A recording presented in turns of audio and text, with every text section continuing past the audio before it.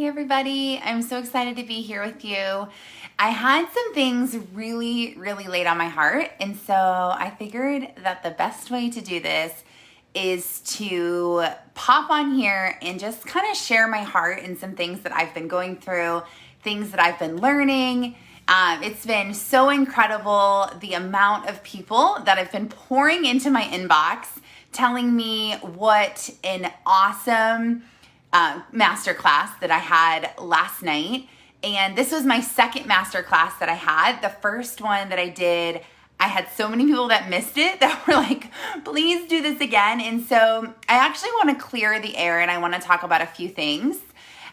So I've been talking about my number one secret to six figures, and I've been posting a lot of things on here. You've been following me. You've been, I'm sure, seeing my stories and things that have been happening to me. But I want to clear the air and I want to tell you just something that's been on my heart. So I've been kind of like not telling everyone what the number one secret was because I wanted you to get on my free masterclass and watch it live and to really discover what the number one secret is. But I've had so many people, hello, yeah, when you get on, please say hi. I've had so many people talk about me badly lately though, which is fine. You know, when you go out and start like doing your thing, that's something I want to tell you first is the biggest tip that I can give you is that when you feel in your soul that you want to do something, maybe you're switching careers, maybe you're changing relationships, maybe you're doing something different, you're trying a new diet, you're working on yourself, anything you decide to change and do, there's always going to be people that are jealous and there's always going to be people who don't understand. And you know what? That's totally okay. So you need to know that that's going to come and it's totally fine for that to happen. But as I started promoting and talking about my number one secret to six figures, I was talking about in-network marketing is what I kept saying. But actually what I realized is that it's the number one secret to success in my life. And I have climbed out of the pits of hell. If you don't know my whole story, I want to share part of it with you today because I think that some people really highly underestimate themselves and what they're capable of and what's possible for their life. And so I've talked about recently over the last couple of days my story about getting pregnant as a teen mom. I was 19 years old. I only knew John for like a couple of months, maybe like 4 or something. We got pregnant. When I got pregnant, I was actually a drug addict.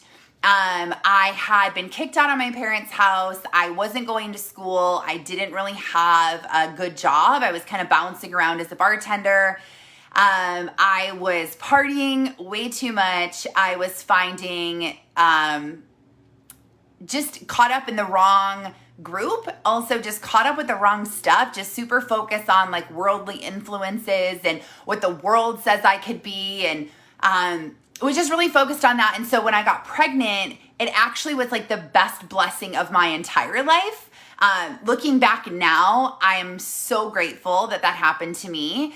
And so what happened is I got pregnant and I turned my life around and I realized that I can't keep doing drugs. I can't keep drinking. I can't keep doing all these things. I have to show up for my kids. I actually was going to get an abortion. I'm super passionate now about teen pregnancy because I remember working at a tanning salon that I worked at kind of part-time. And I remember just crying out to God and just saying, Lord, I know that I don't want to kill this baby. I know that I don't want an abortion. I know that it's wrong. I know that I shouldn't be doing this, but I was raised to know that abortions were wrong. And I just knew in my soul that I couldn't do it, but I wasn't fully sold on it. And so I knew that if I had an abortion, my problems would just go away in my eyes. And I just was praying that God would make it 100% in my soul that I was not going to have an abortion and I was going to keep this child. And so I was praying that he would just put this urge inside of me. Makes me like super emotional because I was just really close to that point. I was really close to feeling like there's nothing else in my life I could do. And God changed my mind. He put that in me, and I decided to keep my baby.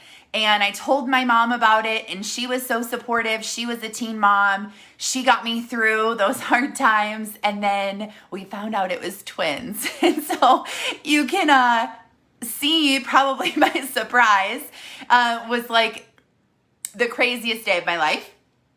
But anyway, I got myself out of it. And so I climbed my way out. I had my boys. I was clean and sober. I lived at home with my mom. I wanted to stay with John, and we were newly together. We were awful for each other. We were so toxic. He wasn't a follower of Christ. I wasn't a follower of Christ. We were trying to get better. We were trying to work on things. I didn't want to be a statistic. I didn't want to end up being a teen mom in a broken home. And if that's you and that's your story, I am in no way, shape, or form shaming or talking down or trying to make you feel bad about your decisions or bad about what happened in your life.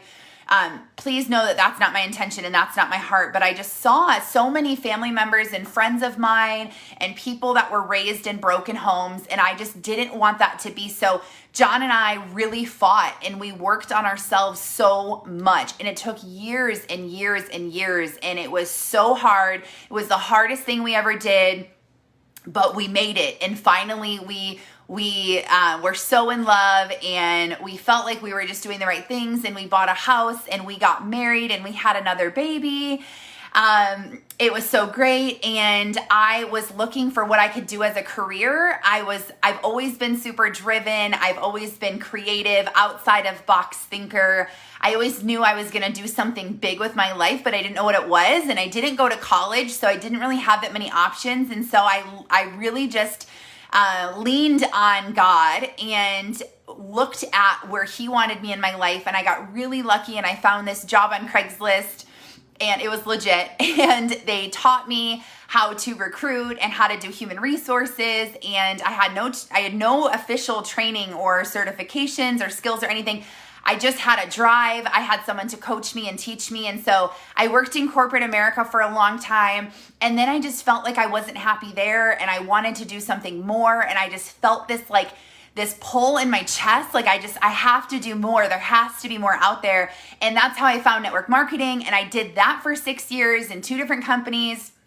I'm still doing that. But then I felt this incredible pull to do more and to be more and to follow God's plan for my life, and that this isn't just the end, but this is just a stepping stone to where I'm going to end up. And so it's just been so great. I realized that the number one secret to success is mindset. The number one secret is not a coach. The number one secret is not a brand. The number one secret is not network marketing. The number one secret is mindset.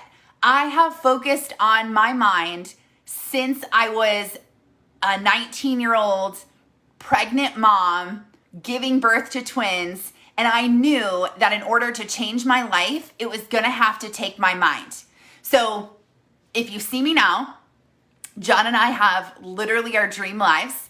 We have all of our physical things in our possession that we've wanted, and a house with land for our kids, and 4-wheelers and dirt bikes and side-by-sides, and this dream life that we wanted to create for our kids. We not only have worldly possessions, but we also have heavenly things where we know who we are. We know what we're called to do. We know where we're going, and it's just been incredible. But so many people don't see what we've climbed through. So many people don't see the hell that we've overcome. So many people don't see the valley of depression and anxiety that I lived in for a really long time. And so I am super passionate about helping people, women specifically, climb out of the valley, women who are unfulfilled, that are scared to take a leap of faith, to do something that's right for them, women who are scared to take that next step, women who feel like they're unfulfilled. You're just at home. You're maybe working in corporate America. Maybe you work from home. Maybe you don't work and you're a stay-at-home mom.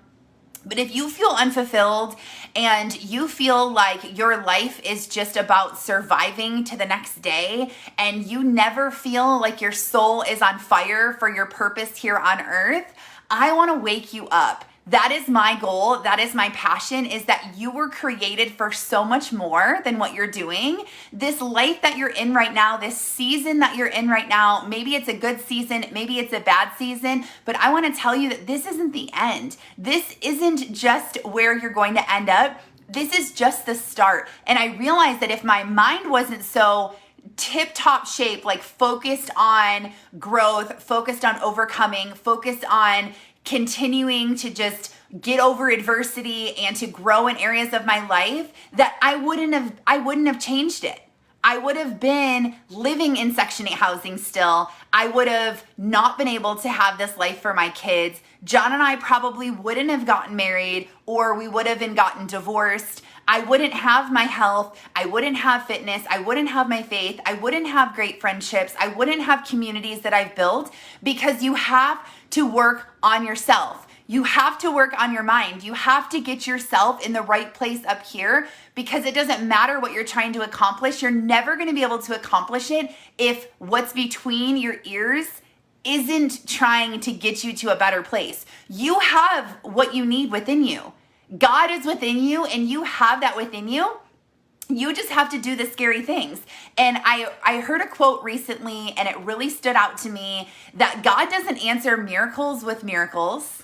Okay? If you want a miracle and you're praying for a miracle, he doesn't just give you a miracle, but he gives you instruction. So what is God instructing you to do right now that maybe you're just too fearful to do? What is he leading you to do? What kind of things do you keep hearing? Books you keep seeing? Friends keep saying the same message, that job keeps popping back up, that book keeps popping back up, that podcast, that Facebook post. What is God instructing you to do? What are the next steps that you need to take in your life? You need to slow down, because if you're so busy like I was, you're so distracted, you have so much going on, then you're never going to be able to hear from God, because you're going to be so go, go, go, go, go all the time. So do you have a journal? Do you spend time with God every single morning? Do you ask him to show you? I have two superpowers, actually 3 superpowers. One of them is I realize the power of the spoken word, that because God is within me, I can speak things and they happen. A lot of that stuff is coming soon, but because we have God and we have his power, we can speak things, and it's crazy. I've realized the power of my words and the power of my thoughts are so incredible. But another thing that I learned, one of my superpowers, is I pray every single day for God to make the perfect connections in my life, connect me to people, connect me to books, connect me to things. People who need what I have to offer, people who can offer me things, people who need God, that they can get it through me. Who can I impact? God, make the perfect connections in my life to lead me to where I go. And then the next thing that I pray for every single day, constantly, is for God to speak to me and to show me where I need to go next. And because I pray for that, it makes me very aware throughout my day. So if somebody mentions a book, or somebody mentions a class they took, or someone mentions a place, I am very in tune and aware with what they're talking about, because I was praying for it and I was waiting for an answer. God leads me down these paths, and he's never steered me wrong. He is there with me every single step of the way. But if you don't ask, you'll never know. If you don't ask God where to take you, you won't know where to go. If you don't ask God to make the perfect connections in your life, you're not going to know who to connect with. You're not going to know who you feel connected to. And so it's so important to spend time in prayer. I always say to spend time in the Holy Word before you spend time in the world. Okay, spend time in the Word before you spend time in the world. So if you have a really busy life, and you have a busy job, and you have a bunch of kids, and you volunteer to a ton of stuff, and you're in church, and you're a part of all of these things, the busier you are, the more important that it is that you prioritize time with God before you prioritize time in the world. So don't wake up and grab your phone and start checking your notifications. Grab your phone and open the Bible app and check what that daily word is. Read a positive affirmation that's from God. There's so many apps out there. There's so many things. But a lot of people have been talking about me and my recent changes. And I just felt like a lot of people probably don't know my story. You know, we're really good at judging people. We're really good at just thinking like, you know, that person doesn't fit into the mold in the box that I want them to be in. So we tend to just kind of shun them away or talk badly about them or talk down on them or kind of segregate them out. But I'm here to be kind and to show kindness in the world. And I want to show people that you can go out and do what you want to do. You can make big moves. You can have the life that you've always dreamed of. The only thing that's stopping you is your mindset. And just because you get your mind in a good place now doesn't mean that it's always going to be in a good place. This is something that I battle with every single day, where I think, okay, I got this. I got my plan. I'm ready to go. And then I hear the devil in my head, you can't do this. Nobody likes you. Oh, only 10 people got on that live. Oh, only one person bought that course. Only 10 people registered for this.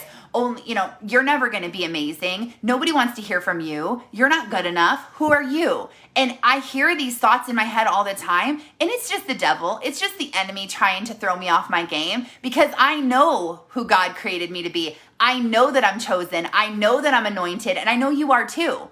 Because God has a plan for your life. The hobbies and interests that you have inside of you were put there by God for a reason. There's a reason why you love horses. There's a reason why you're creative. There's a reason why you love educating children. There's a reason why you love to cook.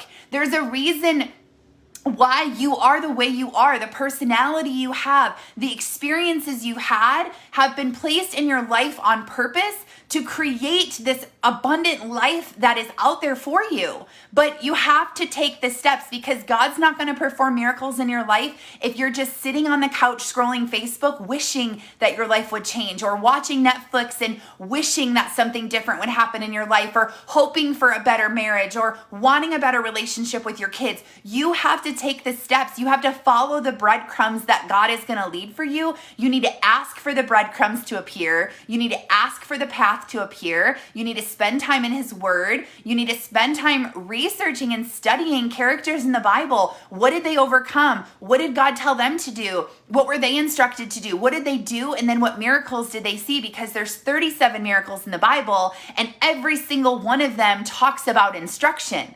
God gave an instruction. Jesus gave instructions before He said, here you go, you can see. He had people do things. So the more we can study the characters in the Bible, the more we can learn about what came before us, what God and Jesus want us to do, the better that we can become. So this is your daily message, that you are capable, you are worthy, you are enough. There's so much about you. And even if people don't believe you, even if you're facing generational curses, or maybe you're the first person in your family to have big dreams, or you're the first person in your family to go through college, or to own your own business, or to have a large family, or to have different views. Maybe your whole family are views one way and your view is a different way. That is okay. You have the authority to choose the life that you want to live, and you don't have to please anyone else but God.